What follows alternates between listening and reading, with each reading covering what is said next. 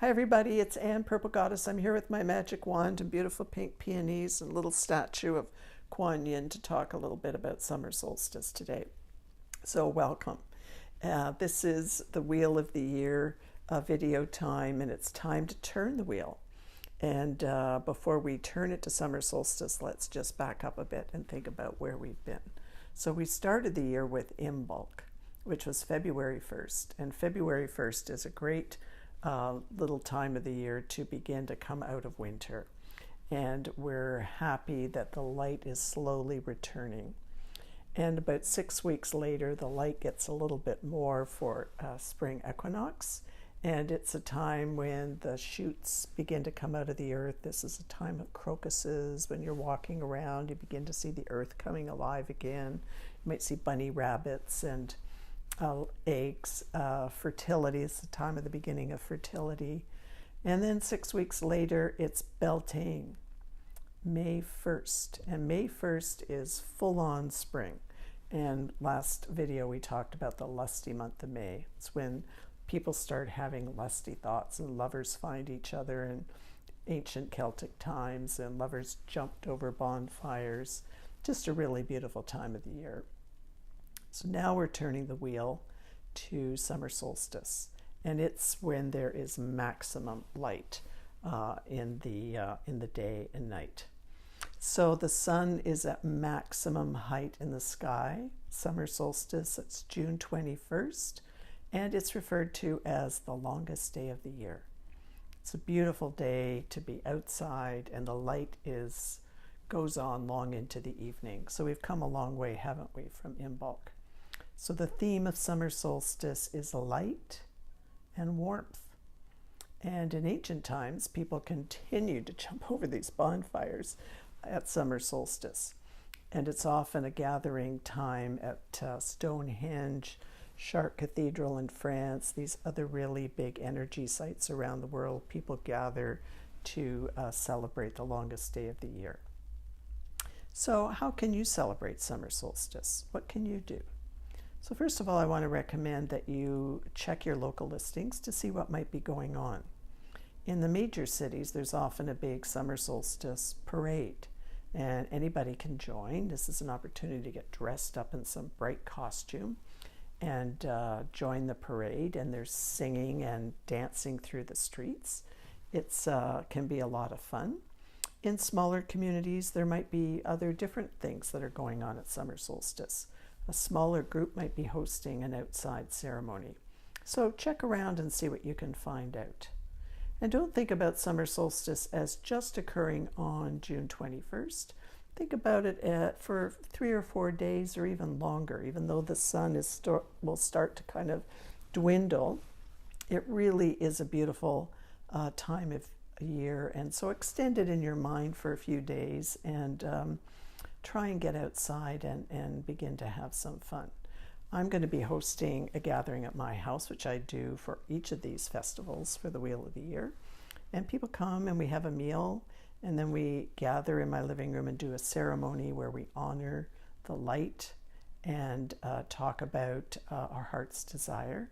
And we do a little bit of singing and drumming and have basically a summer solstice ceremony. It's really lovely. So look around and see what might be available in your community. And okay, here's another idea that I just thought about. So if you're single and you have a dating app, summer solstice might be a great time to activate your dating app and find out who's out there and invite them to go for a long nature walk, just to have some fun. Say it's summer solstice, let's do something. And if you're partnered, might be a good time to connect with family and friends, and or single, connect with family and friends and see if you can find a place that might have a big bonfire, and you could gather there and roast some marshmallows. Summer solstice is a fire festival, and just have a really good time. And maybe you've even got a fire pit in your backyard or something. So think about making it a time to connect with other people and beginning to have some fun. So what goddesses or goddesses associated with summer solstice? There are a lot of goddesses associated with summer solstice. The main one is the goddess Juno, a Roman goddess, Juno, and she was a goddess of marriage and weddings. And so it's not ironic that, it is ironic, I guess, to say June is a popular month for weddings and marriages. And it's the name in June, the month of June, is named after the goddess Juno. So this is really a beautiful goddess to honor. Weddings, marriages, think Juno. And there's another goddess associated with summer solstice, and she comes from Japan, and her name is Amaterasu. And Amaterasu was the goddess of the sun, and she hid in a cave for a long time. And sometimes this happens to us too. We're full of light, but we don't know we're full of light, and we hide ourselves in a cave, metaphorically. And in the legend of Amaterasu, she was in the cave until another goddess got to the mouth of the cave and made Amaterasu laugh so hard she finally came out. And when she came out, she brought the light and the sun with her. So think about where you need to come out of your cave and let your light shine, because this is the legend of Amaterasu as well. But there's another goddess I'd like us to think about today that I associate a lot with summer solstice, and that's the goddess Pele, spelled P-E-L-E. And Pele is a goddess from Hawaii, and she's the Hawaiian volcano goddess. In the Hawaiian Islands, they're actually afraid of Pele because she's associated with a volcano. And as we're doing this video today, there's an active volcano on the Big Island. So her energy is very powerful, but we can also use her energy to give us strength, because this is a fire celebration. So I've got two cards I want to show you about the goddess Pele. One is from the Doreen Virtue deck, and another one is from the Goddess Oracle deck. So this one says, Pele, divine passion. Be honest with yourself. What is your heart's true desire?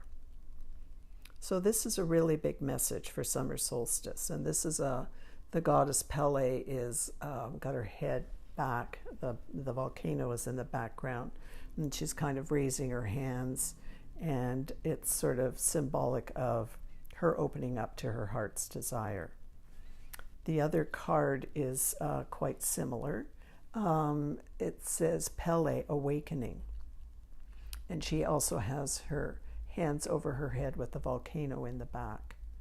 So this is an opportunity to use the really strong energy of Pele to awaken our heart's desire and our passion.